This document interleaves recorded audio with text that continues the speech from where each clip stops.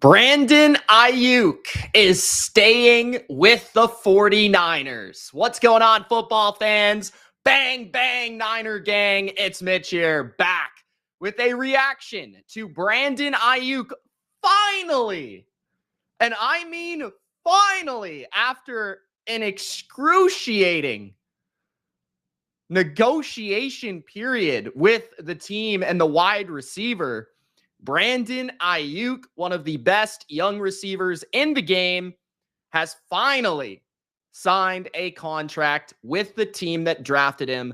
Brandon Aiyuk signs a 4-year, $120 million contract, $76 million guaranteed, and front-loaded on the contract, which makes most of the money in the first couple of years.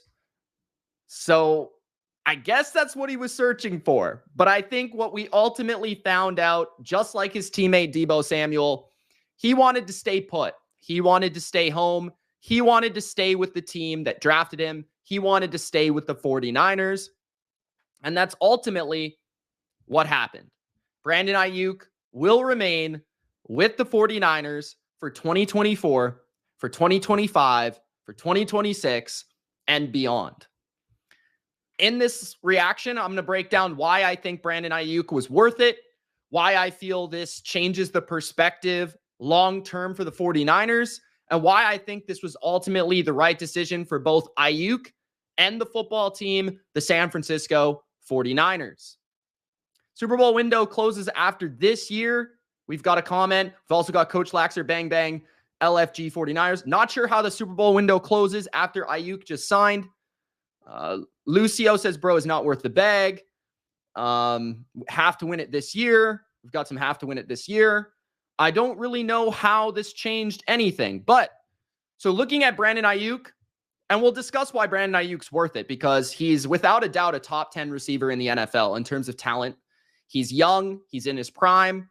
And wide receivers are very important in the modern NFL. So Aiyuk, 4 years, $120 million. CeeDee Lamb, 4 years, $136 million. Justin Jefferson, 4 years, $140 million.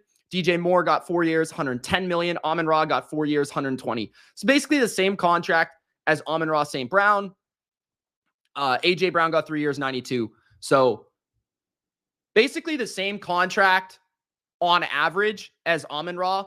And if you're talking about more versatile talent, Brandon Aiyuk certainly has more versatile talent than St. Brown. St. Brown is a slot player, so he doesn't really provide much value to a downfield passing attack. So I feel like that's pretty fair. Both players are extremely productive in their own offenses, great fits for their own offenses in their prime, young players, right? CeeDee Lamb, Justin Jefferson, that's a different tier of receiver altogether. That's the elite of the elites. But Brandon Aiyuk deserves this money. And the reason I say that, I'm just going to pull up some statistics here for you guys that I made during my wide receiver rankings video. So we have Brandon Aiyuk here. Last season, these were his stats. 75 catches on 105 targets, 17.9 yards per reception, which ranked in the top 3 in the NFL. He had 1,342 yards, 83.9 yards per game, 7 touchdowns. This isn't an offense that isn't extremely pass heavy. They still run the ball a lot with Christian McCaffrey. But you look at his averages, you look at his yards per reception, you look at his overall efficiency as a receiver, right? Yards per route run, 6th in the NFL. That's an elite number, 2.65, 12.8 yards per target. He was 5th in first downs. So Aiyuk is a very efficient receiver, and there's really nothing that he can't do on a football field. He can run routes at the short, intermediate, and deep levels of the field. He can win on his releases on the outside or the inside of the formation. I think that he'll eventually become the target volume monster of this offense as Deebo Samuel continues to get a little bit older and Christian McCaffrey gets a little bit older. I think in a couple of years, this contract might actually look even better than it looks right now, because Aiyuk might actually be the most important player along with Brock Purdy in the offense as Kittle and McCaffrey and Deebo are getting a little bit older. And a guy like Ricky Pearsall might have to become that slot receiver for the offense. But the thing with Aiyuk that makes him so valuable in San Francisco is he's really the guy that plays the most challenging role in the offense, just in terms of like, he is not aided by the scheme as much as guys like Debo are, because Debo plays a lot, in terms of yards after catch plays, screen plays. He plays in the middle of the field. He plays in the slot a lot. While Brandon Aiyuk is mostly facing more press coverage, he's more aligned out wide as a traditional wide receiver. So that's in my opinion, a more difficult role to succeed in at the NFL level than a player that plays inside the formation. But that's just my opinion. But I think all these pieces are important, which opens up the window for them to be again, a true Super Bowl contender in 2024 and beyond. And I have, the thought that Brandon Aiyuk and this 49ers team will be competitive as long as Kyle Shanahan is coaching the team. So I don't see a drop-off. I just think the drop-off eventually down the road, because a couple of comments off the top were, I think the drop-off would be they go from Super Bowl NFC championship level team to like they're in the playoffs, but they're maybe not a Super Bowl threat. That's kind of the drop-off that would be expected. I wouldn't really at any time expect them to be a team that's going for under 10 wins as long as Shanahan's the coach. But again, just my opinion. Getting to the comments here just for a minute. What are people saying? We still have money left for Trent, says Law. They're definitely going to pay Trent. There's no question about it. They're going to get Trent in here. The question will be like, how much longer is Trent Williams going to play? So how are they going to structure that contract, being that he's in his later 30s, right? So is he going to stick around for maybe 2 more years? That would kind of make sense to me.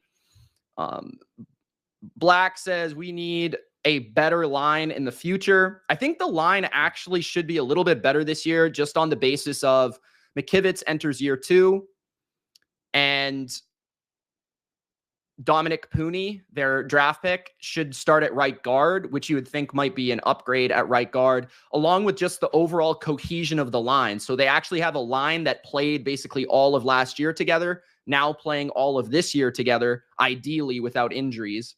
That should make them probably just better on that basis alone, you would think.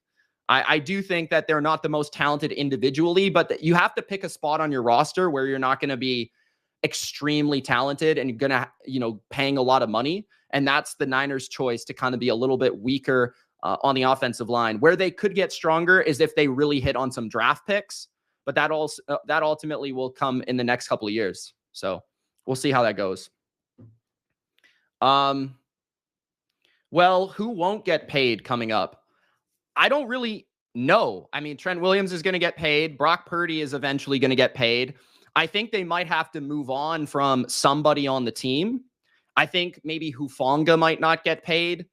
He's coming back from an injury this year, so maybe he's somebody they don't pay. Maybe, depending on how Dre Greenlaw comes off of his Achilles injury, long-term, he might be somebody that doesn't exactly stay on the team long-term. I wouldn't expect Fred Warner to be going anywhere. The one guy that I would think maybe ends up leaving at some point is Debo.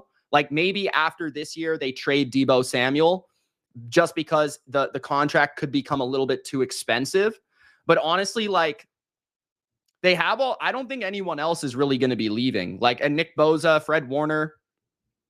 I think these guys are all probably going to be staying. So I think they're going to keep the core of the team. I think that along with having, Kyle Shanahan, who it's kind of a cheat code to have him, because you have a coach that's able to elevate some players at certain positions that a lot of other coaches can't elevate. So it also gives you kind of an advantage that way. And then waiting in the wings at wide receiver, they have Ricky Pearsall, Jawan Jennings can get the job done. And you never know, they could go after like a veteran that wants to win next year. If they move on from Debo, they could also sign somebody to like a 1-year contract that's a little bit cheaper and bring him in as well. So the offense might evolve and change, but ultimately, I think it's still going to be very good. Brock Purdy, they obviously have to pay. The question will be like, how much does Brock Purdy get paid? Does he get paid elite money? I don't necessarily think so. I think he'll probably get paid like tier 2 money, which at the end of the day in their system, he's probably worth paying that type of money. But because he was Mr. Irrelevant, because he was the last pick in the draft, because people across the NFL probably don't know how successful he'd be in other systems, he's probably going to go for cheaper than you would probably think he would, just because of the whole like thing surrounding Brock Purdy, the whole narrative surrounding Brock Purdy. He might be better in other, places than people think, but that's not going to be the narrative. So I think he's honestly going to probably take a little bit of a pay cut to stay with the Niners, I would think. What are people saying here? How about a downgrade is this for Kittle in fantasy? Well, I never really expected Aiyuk to be leaving. Remember, Kittle went for 1,000 yards last year. Like, people kind of forget Kittle went for 1,000 yards last year in fantasy and in real life, obviously, but that converts to fantasy points. So he was one of the best tight ends. I think he was 4th, if I'm not mistaken, in fantasy. So I still think he's worth like where he's going. I think he goes as the 6th or 7th tight end in fantasy. So I don't really see this as a huge downgrade. Purdy and Kittle have a good connection. I do think that this probably downgrades Debo from like a high 2nd round pick or like a mid 2nd round pick to a late 2nd or a early 3rd, because I think Aiyuk is probably going to see somewhat the same levels of production, probably like 1,200 yards. I would actually think that this probably, overall, I just don't, it's kind of like a pretty narrow focus of an offense, right? So you've got Kittle, you've got Debo, you've got Aiyuk, you've got CMC. Those are the guys that are getting almost all the touches. And then you'll have occasional touches to like Jordan Mason, occasional touches to maybe Ricky Pearsall or Juwan Jennings, but that's about it, right? So honestly, they could very easily replicate last year. As long as Trent Williams is back, they should be, I know that's crazy to say because they're the best offense in the league, the most efficient offense in the league. But as long as everybody's healthy, there's no reason they can't kind of replicate the production they saw last year. So I would expect both Aiyuk and Debo to be wide receiver 2s in fantasy, Kittle to be a tight end 1, probably like around tight end 6 or 7. And then Christian McCaffrey to be a top 5 running back in fantasy at the very least. And then Purdy's probably going to be a QB1 if all those things go his way. So unless people get hurt, I don't know if people get hurt, but that's just my fantasy take. What if he wins MVP? I think that's an interesting question because I don't really know. I don't really know if Purdy can win MVP unless he just like outrageously puts up some stats that we've never seen, or like just they go like 15-2 or something like that. You know what I mean? I don't really know if Purdy can win MVP because last year, like Christian McCaffrey was getting just as many votes unless McCaffrey gets hurt. That might be the way that Purdy wins MVP, but I don't think any 49ers fan really wants that to happen. So unless McCaffrey gets hurt, I think there's so much credit that also goes to McCaffrey, and so many people give credit to Shanahan that I don't know if Purdy can win it over, like, let's say CJ Stroud or Joe Burrow or Patrick Mahomes or Josh Allen.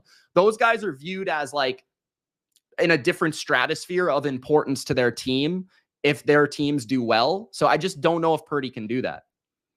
Debo's going to put up contract year numbers. Apparently, Debo's been having a phenomenal camp, which is great news for 49ers fans. He's slimmer. He's more cut, faster, more explosive this season than last season. I think Debo could have a huge year. Law says I got Debo in the 3rd. All good. Yeah. I know, like, on Underdog and some best balls, he was going like, because people were trying to anticipate Aiyuk leaving. He was going like 14 overall, 15. So that was maybe a little bit too high for him. But ultimately, it's still Debo Samuel. He's going to get, probably double-digit touchdowns, some rushing yards, some big catches. Aiyuk's production will be interesting just because he's kind of weird. Like as we talked about in the graphic, like Aiyuk is kind of, it doesn't make sense, his production, because he doesn't have a lot of volume, but he's such a good player that he turns the volume that he does have into a lot of, he's kind of like AJ Brown. They're different players, but in fantasy, he's like maybe a lesser version of AJ Brown, where every touch he gets is very efficient, like 17 yards per catch last year, right? Did I reach getting Mitchell in the 7th? Absolutely. Mitchell's injured, bro. You're toast. You're toast. All this means nothing if McCaffrey gets on IR for the year. He's not going to go on IR. He should be back for week 1 as long as he's healthy. I think he would have played like in the preseason if they were actual games. That's what I heard, at least. Yeah, I think the Niners are in the, like, honestly, I've been talking up the Niners. Like, I ranked them number 1 in the power rankings.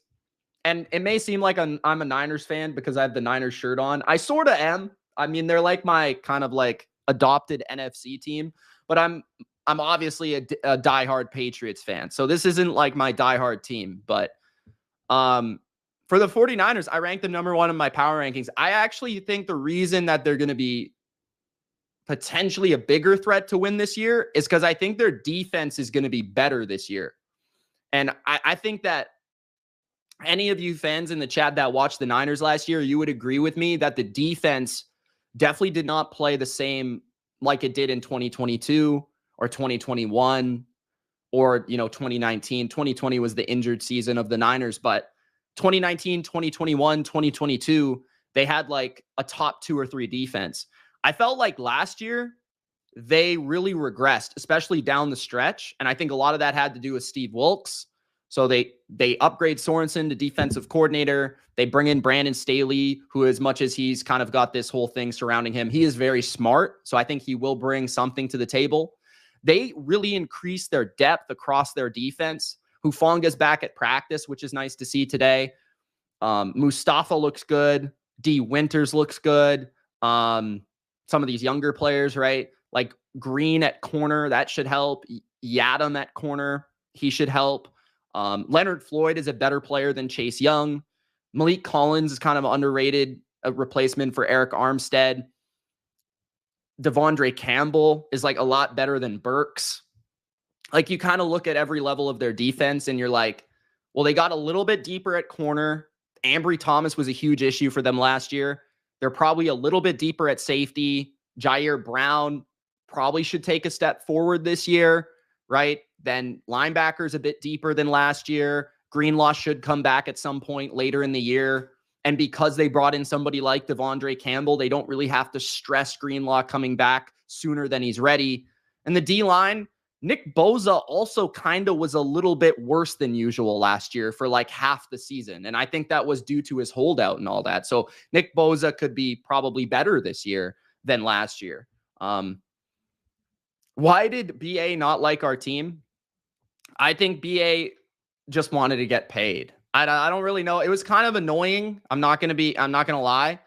It was kind of annoying, but I just feel like he wanted to get paid, and it is what it is. It's business in the NFL.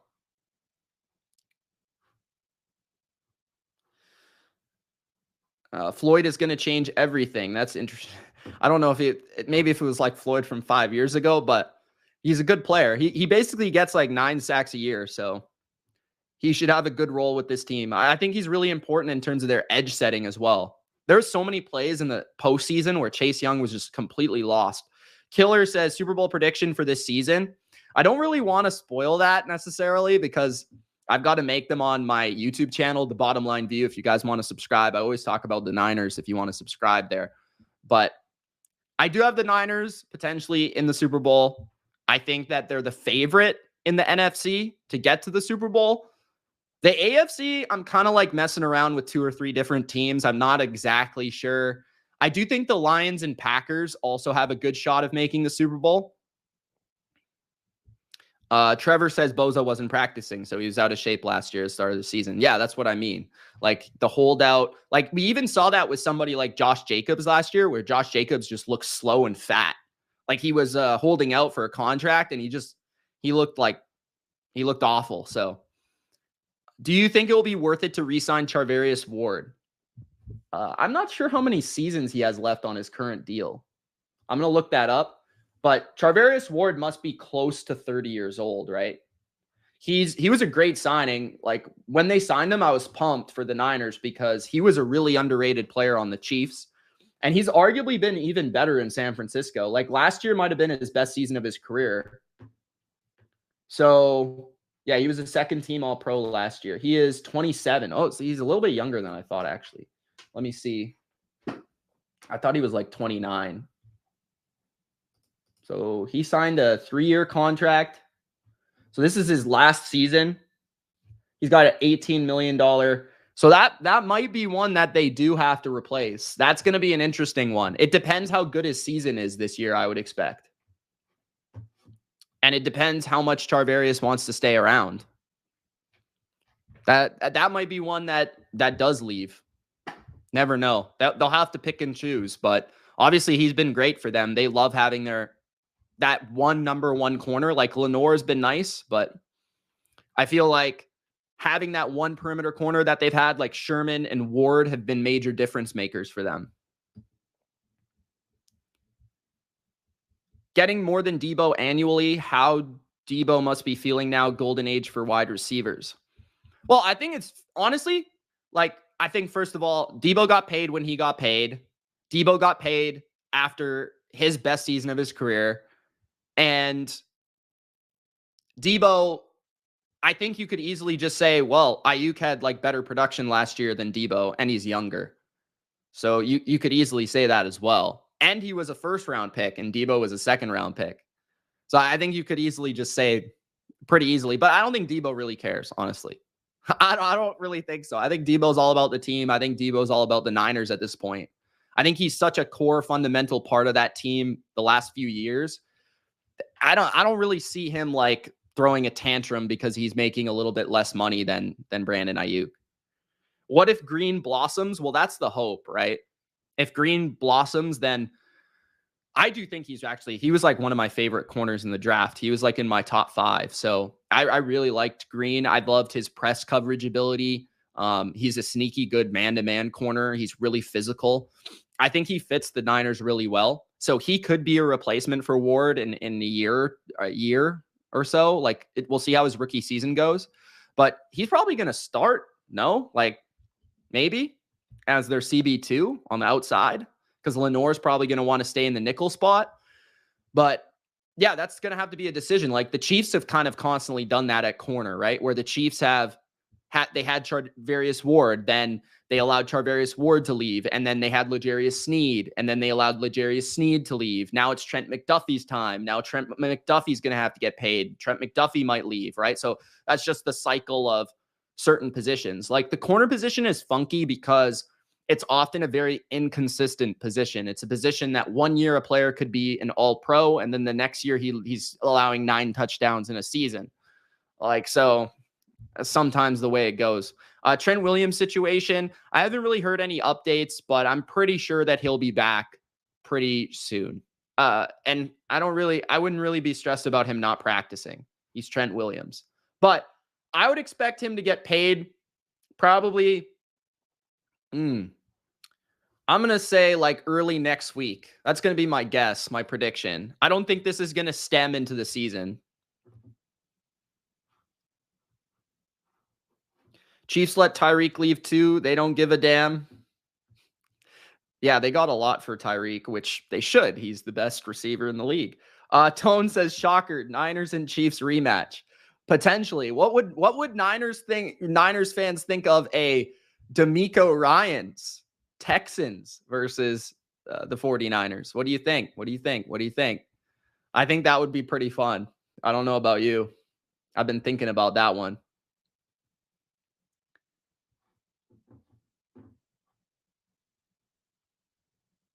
Yeah, because they have Mahomes, definitely helps. And because the Niners have Brock Purdy, who's far exceeding his contract right now, they have been able to afford players. They've been able to afford many players, to re-sign players. So right now, I'm just looking at this depth chart. What did we think of Gross Matos this preseason? I'm just kind of asking questions to Niners fans. What do you guys think? Did Rocky Sin make the team? I thought he got cut. Did they re-sign him? It says he's on the team on the depth chart. So right now it lists Isaac Yiadom of the Saints as their starting corner ahead of Green with Lenore and Ward. It has Hufanga as the starter with Brown. That makes sense. But Hufanga, do we think he's going to be ready for week 1? Just returned to practice now, so we'll see. Like in full capacity, I believe. Jets game on Monday night is going to be interesting. Sleeve says Houston versus San Fran was your pick last year. That was insanity last year. Last year, the Texans weren't expected to do anything, bro. Trevor says, peep Debo's Insta story. He's hyped for his boy. There you go. Yeah, the Texans were supposed to be trash last year until CJ Stroud had like one of the best rookie seasons we've ever seen. Pull up the Niners 2025 free agent list. Sure, why not?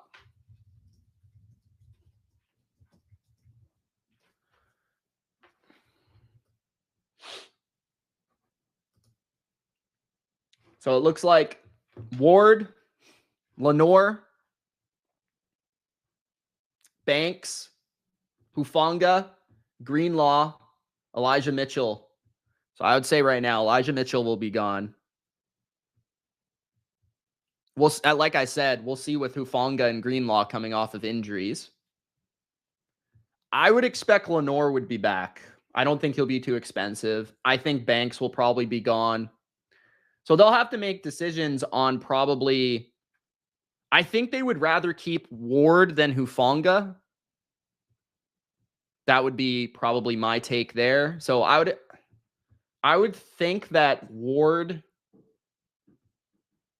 would be back and Lenore would be back. I'm not sure about Greenlaw and Hufanga. It depends how much money they have, really. And I do think they like some of their depth players at safety. Like, I think they're high on Mustafa to replace Hufanga. They even have similar names. And then I think D. Winters, the way he looked in the preseason, I think they probably would expect him to take a jump next year too. So talk about Jamar Chase. Jamar Chase is a weird one. I don't expect him to go anywhere. Like, I think he's definitely going to be back, but he's like been practicing, like holding in. So, I mean, Joe Burrow and Jamar Chase are like best buddies. That's nothing's changing there. Like, I wouldn't really move him down my draft board in fantasy if, I wouldn't worry about that. I think Chase is going to be back. Maybe he misses the Patriots game because he has that luxury, but I don't think so. Because the Patriots are going to get hammered regardless, but yeah. KP says, I see Ward, Banks, Greenlaw walking for the bag. Honestly, we'll see how Banks plays this year. Banks might, on a contract year, actually play really well. He's got a lot of talent. Like, he's shown flashes. Banks could play really well to the point where he goes somewhere else next year and he like gets paid a pretty good dime because it's hard to find offensive linemen. Greenlaw got injured at the worst time. Yeah, I know that was one of the flukiest injuries I've ever seen. Mr. Sykes says, go Birds. All right, guys. Well, I think that's it for me. I don't really have much else to say. I'm excited.